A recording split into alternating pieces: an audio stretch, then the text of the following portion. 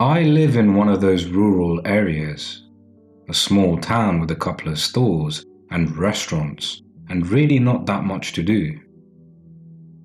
Branching from the town are a couple of neighborhoods, and if you go just a little bit farther in one direction, you find a military research base. A public road cuts through the base with barbed fences on each side and an entry point located in the middle. One side of the base has tall buildings, at least for a rural area, overlooking a cliff, with the other side having a massive warehouse building.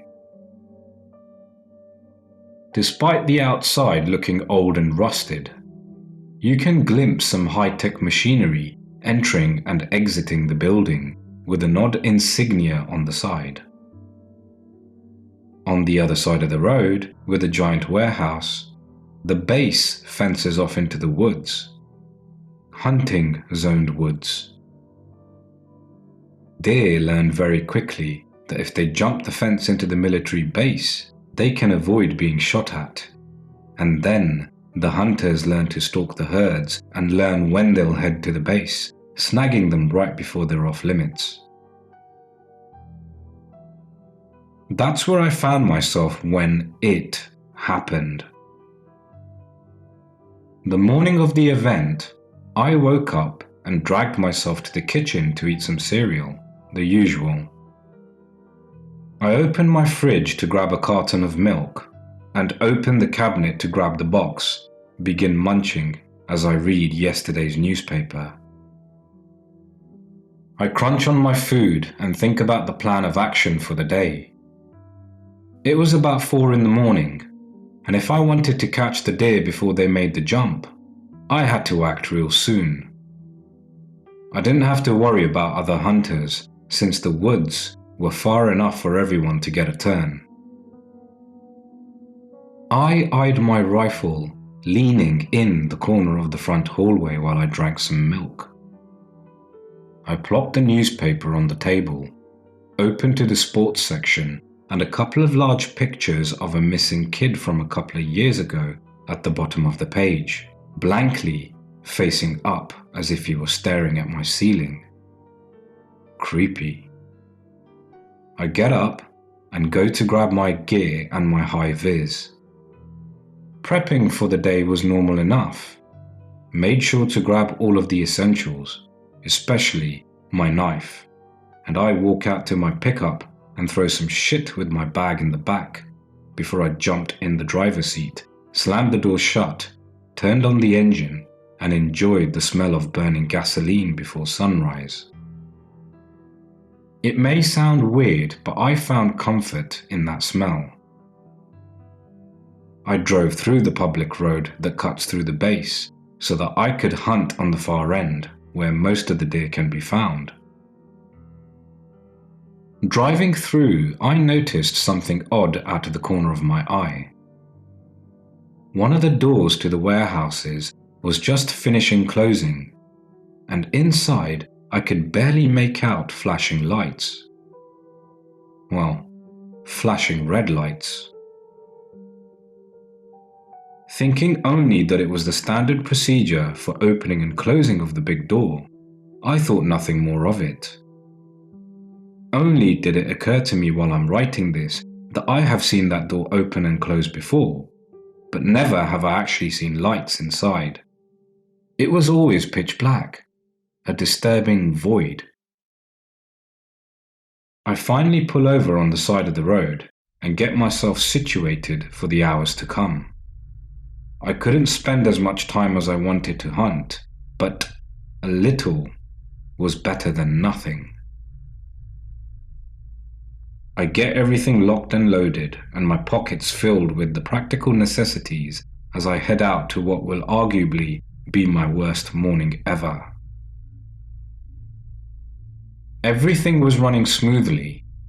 I hadn't seen any movement quite yet, but I knew the deer were coming, so I huddled patiently in my little hideout I made from leaves and sticks, leaving the high-vis in the open for obvious reasons, when I finally saw it. Movement. but it wasn't a fucking deer. The thing emerged from behind a tree, limping and desperately searching for something, covered in what looked like a freshly tattered uniform. First thing that was wrong with it, out of a list of many fucking reasons, was the fact that it was a biped hunched over on its 2 feet. It looked like its skin was barely hanging onto its flesh, with gaping, oozing wounds all over its body, combined with nasty scars. Its eyes was null of life, colored black and empty. The nose was torn off, leaving a bloodied mess of a hole behind, and its labored, wheezing breath was coming out of a toothless mouth. It was covered in scars and wounds, fresh and very old alike.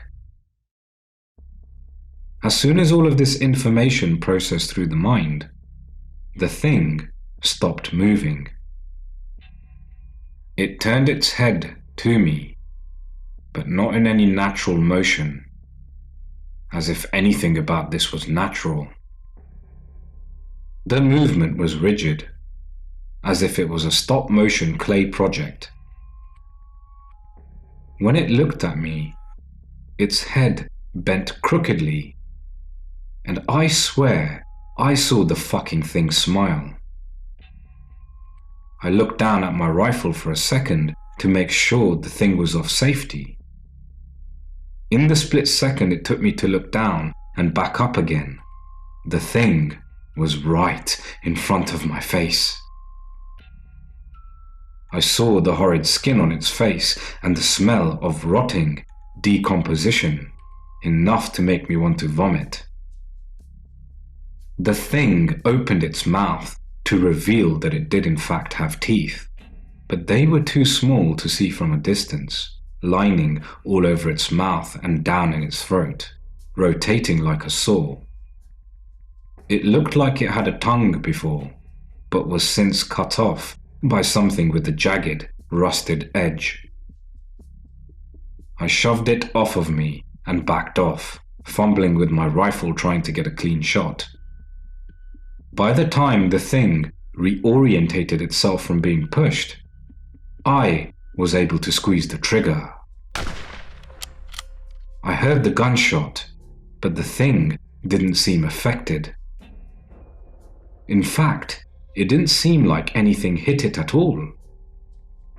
While trying to figure out why my gun made a noise and didn't fire, I noticed that the thing was concentrating on a floating item protruding about a foot from the barrel.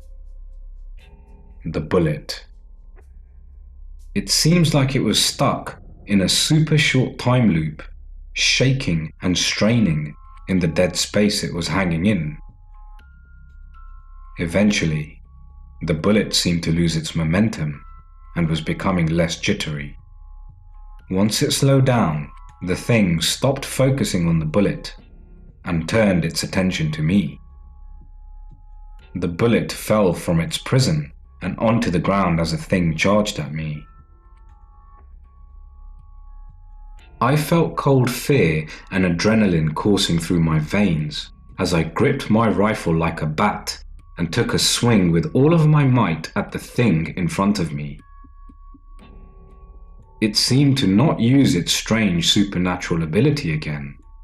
Probably not the brightest thing in the world, as the butt of my gun connected with the side of his head, knocking it unconscious. This was the first time I could actually take a moment to observe its clothes. I noticed the same insignia on the breast of the tattered shirt that I had seen on the trucks entering the base outside of my house, which led me to question everything about what was really going on there. It was then I could get another good look at its face, only to realize something to my horror. I recognized him. Before I could think any further, he woke up, but this time he felt different. This time he felt actually awake, unconscious, as if he was in a dream state since he left the base. He reached for my gun before I could do anything about it, extended his arms unnaturally, rested the barrel of the gun in his mouth, and... well, I don't want to go into the details about what happened next.